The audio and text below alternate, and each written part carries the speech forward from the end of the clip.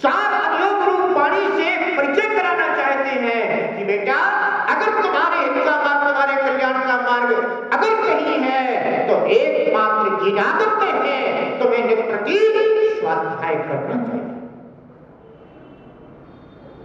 पुरुष बनना सरल है पर उत्तम पुरुष बनना पुरुषार्थ साध्य है।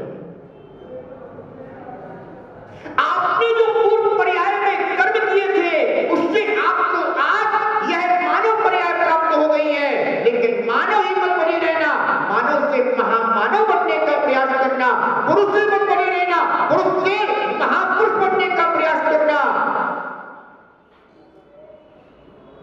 ऐसे पुरुष तो अनेक तरह पर जन्म लेते हैं। तुम जैन कुल में जन्मे हुए पुरुष हो, कोई अन्य कुल में जन्मा हुआ पुरुष होगा, जैसा अन्य कुल में जन्मा हुआ पुरुष अपना जीवन जी रहा है वैसा ही बिल्कुल जीवन तुम जी रहे हो। दोनों में फर्क क्या है?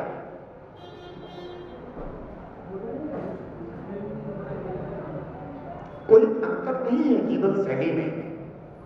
अंतर तब होगा जब आप जिनेंद्र भगवान के द्वारा बताए हुए मार्ग को स्वीकार करेंगे, जब आप श्रावक धर्म में स्थित होंगे, जब आप श्रावक धर्म का पालन करेंगे,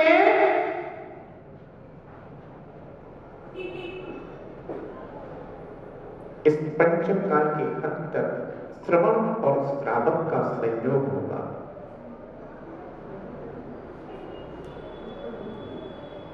श्रवण को देख करके आपको प्रसन्नता होती है,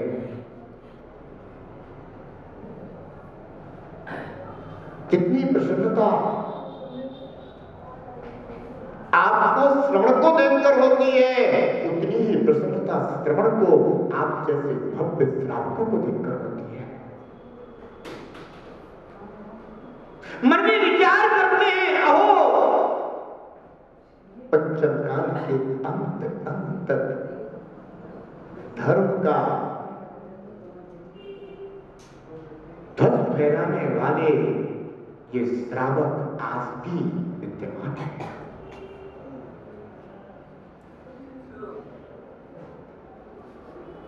ध्यान रखो, यह जीवन भोग के लिए नहीं है, यह जीवन उपयोग के लिए है।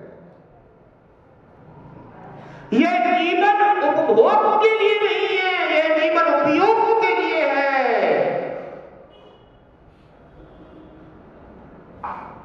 अनंत काल हो गया भोग में जीवन जीते जीते, मिला क्या?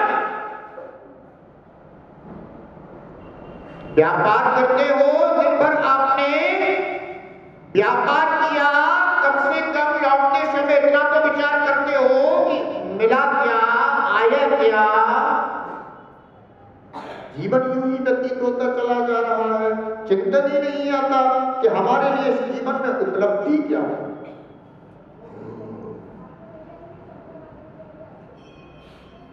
रोज भोग में जीवन जीना ये कोई उपलब्धि नहीं है, ये तो नादानी,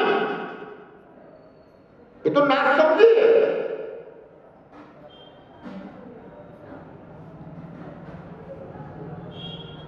घर में एक लैंप जलाया,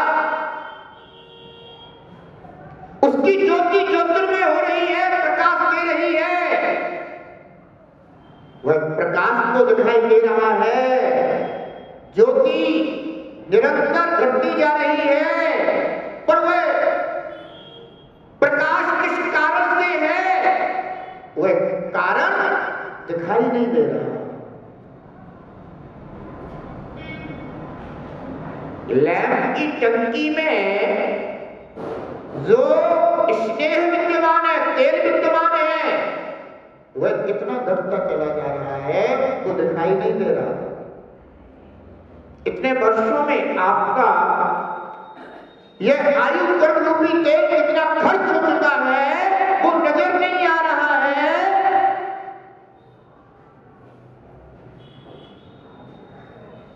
बस थोड़ा सा जो और जीवन है वह जीवन ज्योतिर्मय हो सकता है, पर कुछ व्यवस्था तो करनी पड़ेगी।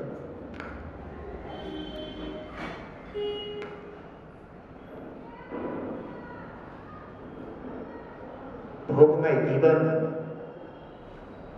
अज्ञानता है, धर्ममय जीवन समझदारी है। वर्तमान के सुख अच्छे लग रहे हैं ना, ये वर्तमान के सुख तुम्हारे अतीत के किए हुए धर्म के कारण हैं,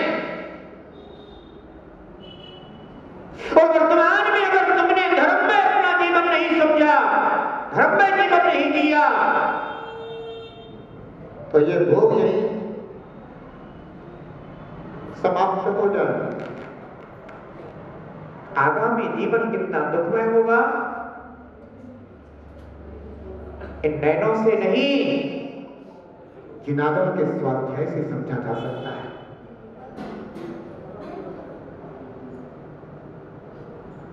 इसलिए जिस यात्रा के लिए हमने ये जैन कुल मानव जीवन प्राप्त किया है, उस मंजिल का ख्याल करो। चार गतियों में जन्म मरण धारण करने के लिए हमें यह जीवन नहीं मिला, पंचम गति प्राप्त करने के लिए हमारे लिए जीवन मिला है, चार गतियों से छूटने के लिए जीवन मिला है, मोक्ष मार्ग पर चलने के लिए जीवन मिला है।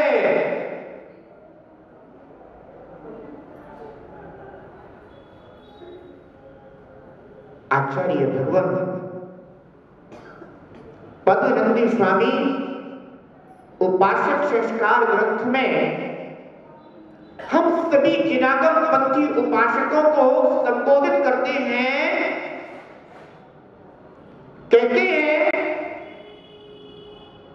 द्वादशापि सदा चिंत्या अनुप्रेक्षा महात्मभिः तद्भाविना भवत्येव कर्मणा क्षयकारिणम्। उत्तम पुरुषों को 12 भावनाओं का सदा चिंतन करना चाहिए। द्वादशापि अनुप्रेक्षा सदा चिंत्या, 12 अनुप्रेक्षाओं का हमेशा चिंतन करना चाहिए। महात्मा भी जो महान पुरुष हैं उनके लिए, उनके द्वारा यह चिंतन किया जाना चाहिए। तद भावना भवति एव, क्योंकि 12 भावनाओं का चिंतन करने से ही कर्मणा क्षय कारणम, कर्मों का क्षय किया जाता है। यानी 12 अनुप्रेक्षाओं का चिंतन कर्म क्षय में कारण है।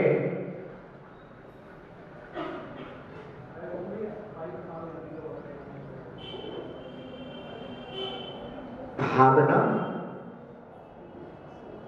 ऐसी हो जिससे भाव शुद्धि हो जाए, भावना ऐसी हो जिससे भाव शुद्धि हो जाए, भावना ऐसी हो जिससे आत्मशुद्धि हो जाए। आत्मा को कितना मलिन कर रहे हो तुम।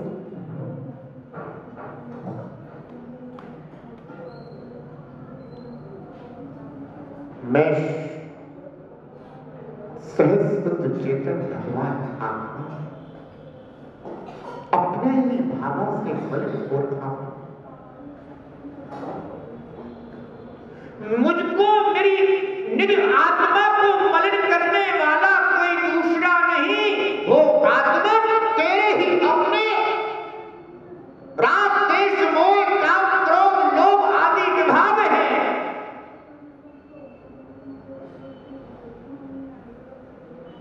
तो जितना राग देश भावों को करेगा उतना ही तेरा निज आत्मा मलिनता को प्राप्त होगा। देखो तो इस जीव की मति कैसी कुमति है। जो नित्य है उसको पहचानता नहीं, जो अनित्य है उसके राग में पड़ा हुआ है।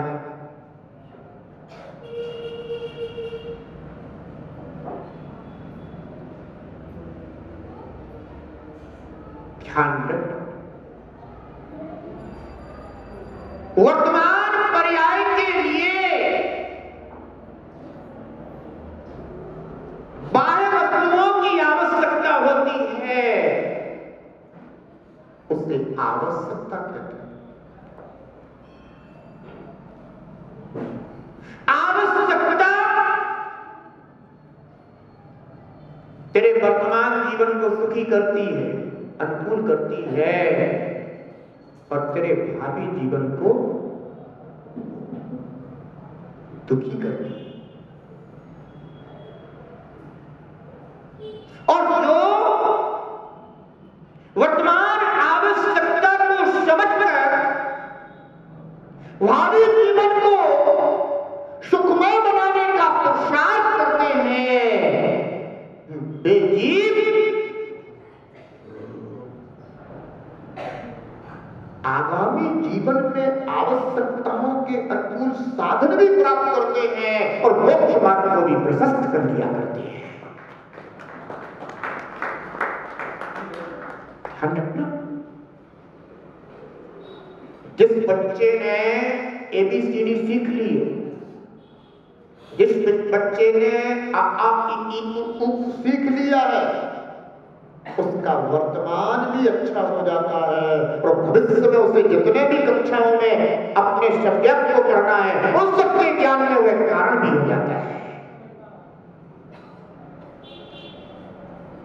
और जिसको भी ABCD ही ना आती हो, आ ही ना आता हो, वो आगामी कक्षाओं में क्या सफल हो सकता है? कभी नहीं हो सकता, वह हमेशा दुखी रहेगा। इसलिए बच्चों, वर्तमान जीवन की आवश्यकता को समझ करके भावी जीवन को सुखमय बनाने के लिए हमें सच्चे धर्म की शरण में आना चाहिए। अपनी भावनाओं को प्रशस्त करो। आप प्रशस्त भावनाएं ही हमारे दुख का कारण है, हमारी दुर्गति का कारण है।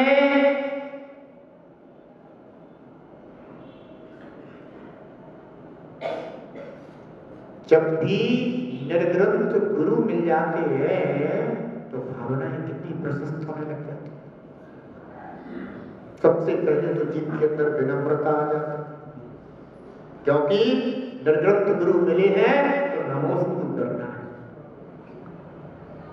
नमोस्तु करना है यानी अभिमान कर गया, अहंकार कर गया और विनय गुण मार्गम धर्म आत्मा में प्रकट होने लग जाता है।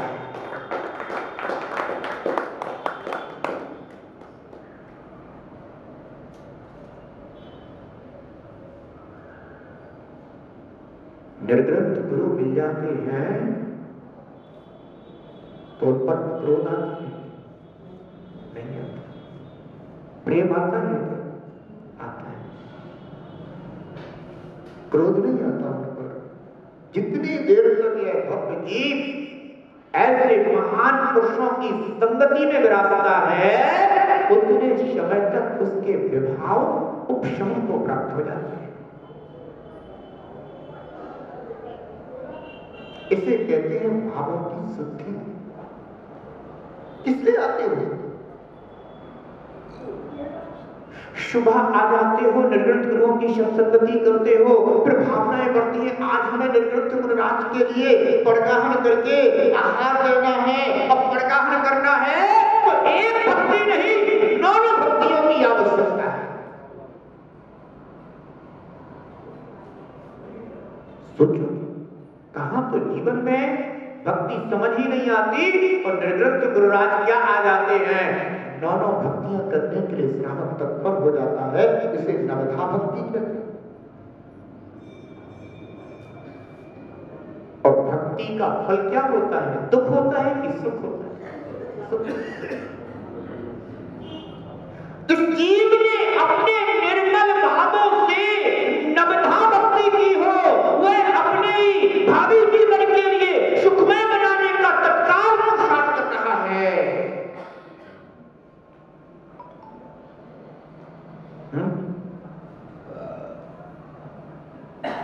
क्या मुनराज आ जाते हैं तो रसोई शुद्ध हो जाती है।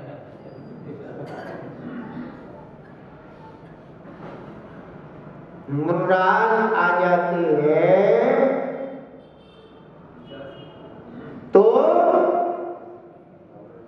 मन वचन काय उपयोग प्रशस्त हो जाता है। घर घर में चर्चा प्रारंभ हो जाती है। सुबह दोपहर शाम एक ही चिंतन चलता है, कहीं ना कहीं सतगुरु का स्मरण हो ही जाता है। सुबह व्यापार करने जा रहे हो तो उसके पहले सतगुरु की संगति करके जाते हो, और जब तुम अपना प्रतिष्ठान बढ़ाकर आते हो तो कहते हो चलो महाराज की वैयावृत्ति कराएं, सेवा कराएं। तुम महाराज की सेवा नहीं करते, उस समय तुम अपनी आत्मा की सेवा करते हो।